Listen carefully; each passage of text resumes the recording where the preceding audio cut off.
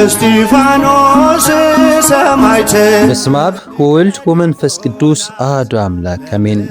ክብርን ምስጋናን ንቅዱሳኑ ብጽንዓትን ብዓወትን ዘኽበረ ልዑል እግዚአብሔር ይኹን። እትዋት ናይ እግዚአብሔር ስድራ ሎሚ ዕለት 17 ቅድስቲ ኦርቶዶክሳዊት ቤተክርስቲያንና እቲ ቀዳማይ ዲያቆንን ቀዳማይ ሰማዕትን ዝኾነ አቦና ቅዱስ እስጢፋኖስ ወርሃ ክብረ በዓሉ ብክብሪ ተኸብረላ። እስጢፋኖስ ማለት ስለ ሐቅ ዝተናገረ ጸላቱ እናፍቀረ ኣብ ቅድሚ እግዚአብሔር ስለ ሐቅ ዝሞተ ዝዓረፈ ናይ ፍቅሪ ኣቦ እዩ። ሎሚ ህይወቱ ብመንፈስ ክነስተንትነሉ ዝገብር ነዚ ናይ ዓብይ ኣቦና ታሪክ ብሰፊሑ ክንሪኦ ኢና። ቻነልና ሰብስክራይብ ብምግባር ክሳብ መወዳእታ ጽንሑ።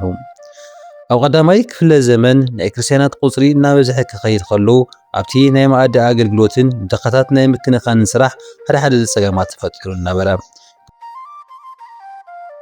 ኣቦታትና ቅዱሳን ሐዋርያት ድማ ናይ ጸሎትን ናይ ስብከቶምን ስራሕ ከይተዓናቐፍ ነዚ ማሕበራዊ ኣገልግሎት እዚ ብተኣማንነት ዝመርሑ ሰባት ክመርጹ ወሰኑ።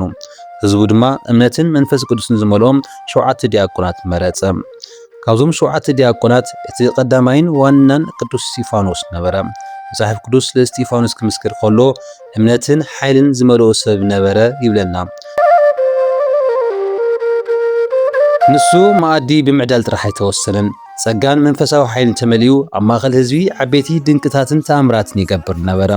ብተውን ብመንፈስ ቅዱስን ይዛረብ ስለ ዝነበረ ድማ እቶም ክከራኸርዎ ዝመፁ ናይ አይሁድ ምኩራብ ሰባት ክምልሱሉ ኣይከኣሉን። ንባብሮም ብቕንዕ ዝተመልአ ናይ አይሁድ መራሕቲ ንቅዱስ እስጢፋኖስ ብክርክር ክስዕርዎ ስለ ዘይከኣሉ ብሓሶት ክኸስዎ ጀመሩ። እዚ ሰብኣይ እዚ ኣብ ልዕሊ ሙሴን ኣብ ልዕሊ እግዚአብሔርን ናይ ፀርፊ ቃል ክዛረብ ከሎ ሰሚዕናዮ ብምባል ብሓሶት መሰኻኽር ኣዳልዮም ኣብቲ መጋባእያ ኣቕረብዎ። እቶም መነባብሮም ብቕንዕ ዝተመልአ ናይ አይሁድ መራሕቲ ንቅዱስ እስጢፋኖስ ብክርክር ክስዕርዎ ስለ ዘይከኣሉ ብሓሶት ክኸስዎ ጀመሩ።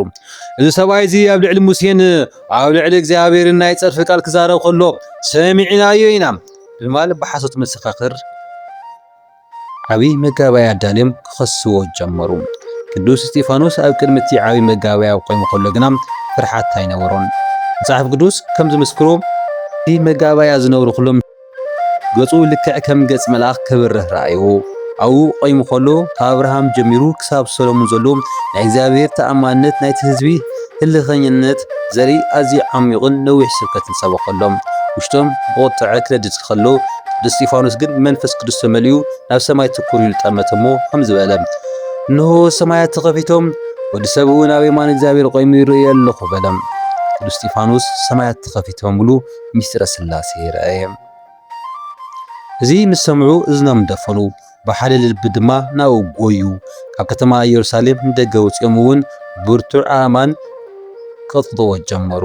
ኣብታ ሰዓት እቲኣ ሳውል ዝበሃል ድሕሪኡ ሐዋርያው ቅዱስ ጳውሎስ ዝተባሃለ መንእሰይ ናይቶም ቀጥቀጥቲ ኣልባሳት ይሕሉን ኣብ ሞት እስጢፋኖስ ይስማማዕን ነበረ።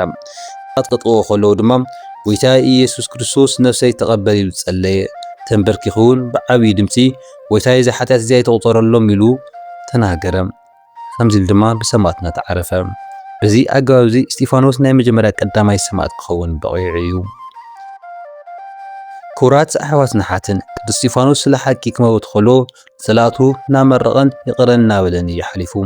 እዚ እዩ እቲ ናይ ክርስትና ሓቀኛ መልክዕ። ሎሚ ንሕና ኸ ንዘሕዘኑናን ዝበደሉናን ሰባት ከም ቅዱስ እስጢፋኖስ ይቕርታ ክንገብር ክኢልና ዶ? ናይዚ ቅዱስ ኣቦ ረድኤትን በረኸትን ናይ ጸሎቱ ሓይልን ምስ ኩላትና ይኹን።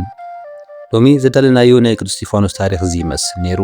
እዚ ቪድዮ እዚ መንፈሳዊ ህይወትኩም ጠቃሚ ኮይኑ ተረኺብኩሞ ላይክ ብምግባርን ንኻልኦት ኣሕዋትና እውን ሼር ብምግባርን በረከት እግዚአብሔር ካፍሉ ጎሩ። ቤተኹም ኣብ ኮመንት ጻሓፉልና።